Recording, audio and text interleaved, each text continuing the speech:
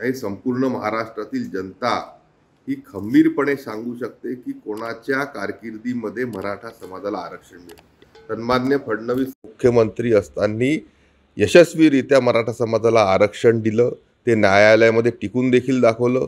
उद्धव ठाकरेंचं सरकार जेव्हा आलं तेव्हा हे सर्वोच्च न्यायालयामध्ये आरक्षण ते टिकू शकले नाही, ही वास्तविकता प्रत्येकाला माहिती आहे। मराठा समाजाच्या मुलांसाठी शिक्षणामध्ये असेल, स्किल डेव्हलपमेंटमध्ये असेल, हॉस्टेलमध्ये असेल, ज्या ज्या काही योजना त्या निमित्ताने चालू झाल्या त्या फडणवीसांच्या कारकिर्दीत झाल्या।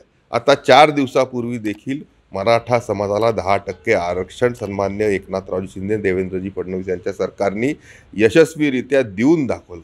अशा पद्धतीमध्ये घिसडघाई करणं, स्वतःच्या हातचं सुटून चाललेलं मराठा आरक्षणाच्या पार्श्वभूमीवर आणि कोणीतरी जरांगेंना ऑपरेट करत असल्यामुळे आपण पाहतो की जरांगे ह्या प्रकारचे स्टेटमेंट देत आहेत, केविलवाणे प्रयत्न करत आहेत आणि ह्या संपूर्ण परिस्थितीचा फायदा घेण्यासाठी, स्वतःची राजकारणातली पोळी शेकून घेण्यासाठी ह्या राज्यातले मोठे वरिष्ठ नेता हा कारणीभूत आहे। जरांगेंचा वापर त्या निमित्ताने ते करत आहेत। जरांगेंच्या मुखातून हे तातडीने ते वेगवेगळे अशा प्रकारचे केविलवाणे स्टेटमेंट करून घेत आहेत।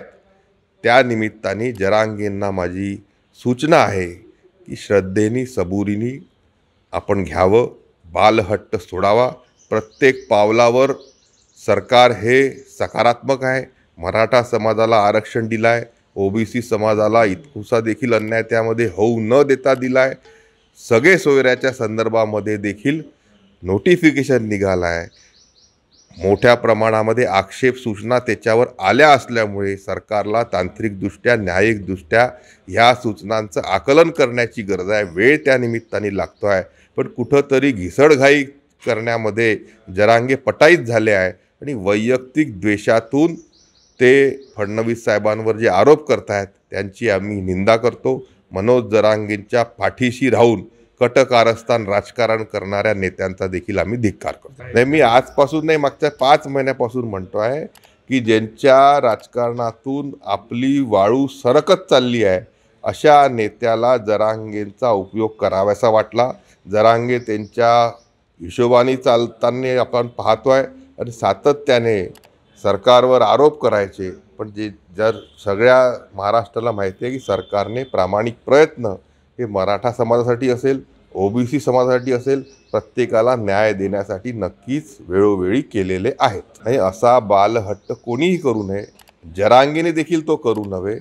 आरक्षणाचा विषय हा क्लिष्ट विषय आहे, न्यायिक विषय आहे, विधानसभेमध्ये पारित झालेलं आरक्षण आहे। अशा याच्यामध्ये वेळ देणं हे अतिशय गरजेचं आहे। सरतशेवटी न्याय देण्याची भूमिका सरकारची नक्कीच मराठा समाजाला, ओबीसी समाजाला आहे। त्याची जाणीव जरांगेंनी करून घ्यावी आणि घिसडघाई पद्धतीने कुठेही जाण्याचा बालहट्ट आपला सोडावा।